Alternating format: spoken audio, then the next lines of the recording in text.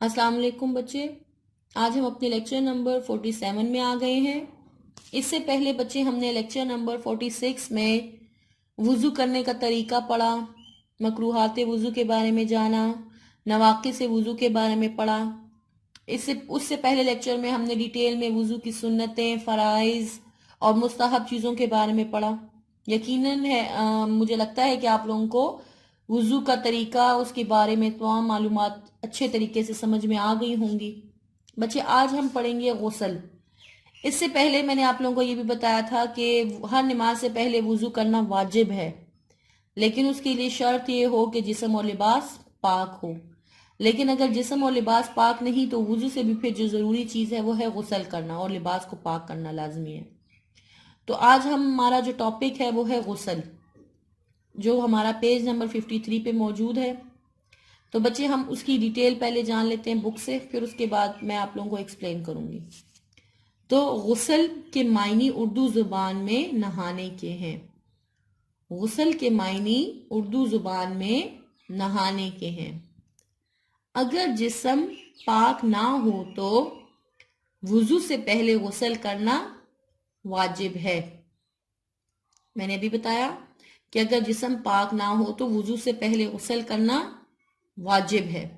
अलावा अजीम इंसान को साफ सुथरा रखने के लिए नहाने की तरगीब दी गई है। देखें गर्मियों में पसीने बहुत बह जाते हैं, स्मेल आती है, उसके लिए भी ज़रूरी है कि हम नहाएं।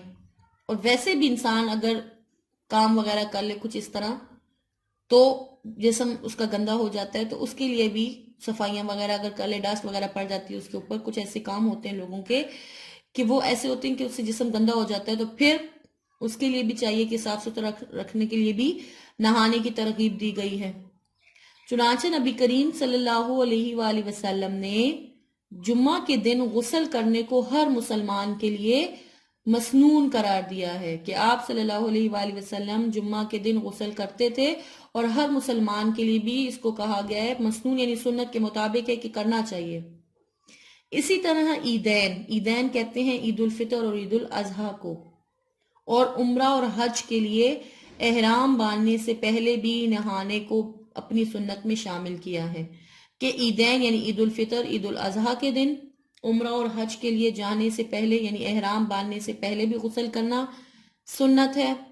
इन तमाम मौके में नहाना बेहतर और मसनून है कि आप सल्लल्लाहु अलैहि वसल्लम ने ये किया, तरीका था, सुन्नत है, हमें भी करना है। अब देखें और कुछ सूरतें ऐसी हैं जो कि आप अपने असातिज़ा से पूछ सकते हैं या तालीमुल इस्लाम जैसी किताबों में पढ़ सकते हैं जिनमें गुस्ल वाजिब है, और अगर उन हालतों में गुस्ल ना किया गया तो इंसान गुनाहगार रहेगा और उसकी इबादत कबूल ना होगी।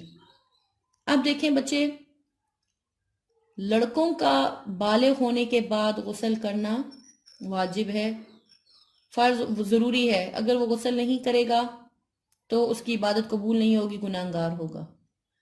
लड़कियों का बालिग होने के बाद और पीरियड्स के बाद भी गुस्ल करना जो है वो वाजिब है। अगर नहीं करेंगे तो गुनाहगार होंगी, इबादत कबूल नहीं होगी। मियाँ बीवी शादी के बाद गुस्ल नहीं करेंगे सही तरीके से तो जो वाजिब है, ज़रूरी है, गुनाहगार होंगे, उनकी इबादत कबूल नहीं होगी। तो ये इन हालतों में गुस्ल जो है वो ज़रूरी है। अगर नहीं करेंगे तो गुनाहगार होंगे और उनकी इबादत भी कबूल नहीं होगी।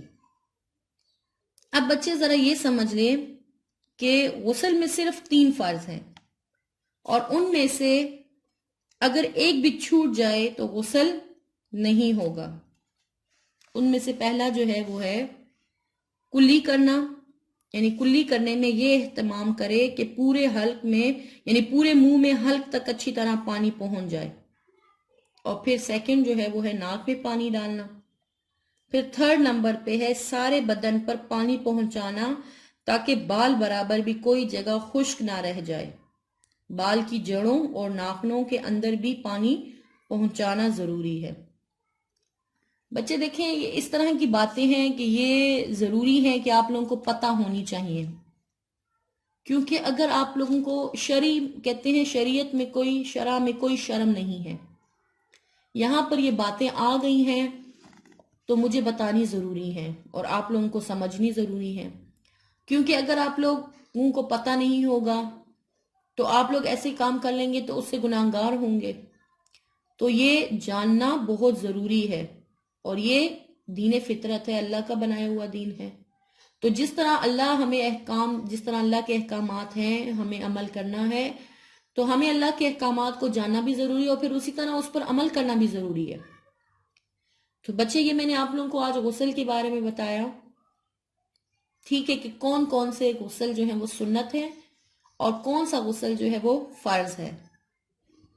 جیسے میں نے آپ کو بتایا عیدین کے دن، یعنی عید الفطر اور عید الاضحیٰ کے دن، نماز جمعہ کے لیے جانے سے پہلے، حج اور عمرہ میں جانے سے پہلے، یعنی احرام باندھنے سے پہلے، یہ غسل جو ہے یہ سنت میں ہے، مسنون ہے۔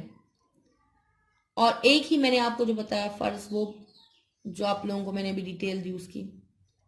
تو بچے اس کو یاد رکھنا ہے آپ لوگوں نے، پھر انشاءاللہ میں آپ لوگوں کو نیکسٹ لیکچر میں غسل کرنے کا طریقہ بتاؤں گی کہ غسل کیسے کرنا ہے، اور آپ لوگوں نے اس میں کیا کیا باتیں کرنی ہے۔